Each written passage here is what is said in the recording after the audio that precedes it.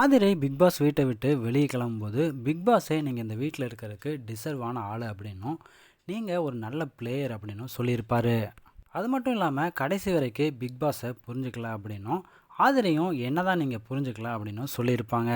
Big பாஸுக்கு எதிராகவே பேசி பிக் பாஸை கடுப்பேற்றி இது உனக்கு நல்லதில்லமா அப்படின்னு பிக் பாஸையே சொல்ல வச்சுருந்தாங்க.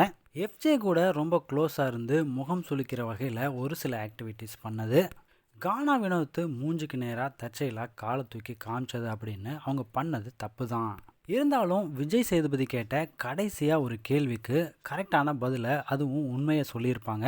இந்த வீட்டில் இருக்க தகுதி இல்லாத நிறைய பேர் உள்ளே இருக்கும்போது நான் வெளியே போகிறேன் அப்படின்னா என்ன மக்கள் புரிஞ்சுக்கல அப்படின்னு ஒரு வார்த்தையை சொல்லியிருப்பாங்க.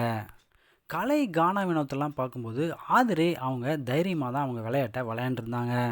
ஆதிரை ஒரு நல்ல கேமை விளையாண்டாங்க அப்படிங்கிறத தாண்டி எஃப்ஜே கூட க்ளோஸாக இருந்தாங்க அப்படிங்கிற ஒரே வெறுப்பு காரணமாக வெளியே போயிருக்காங்க. இதை பற்றின உங்களோட கருத்துக்களை கமெண்ட் செக்ஷனில் ஷேர் பண்ணுங்கள்.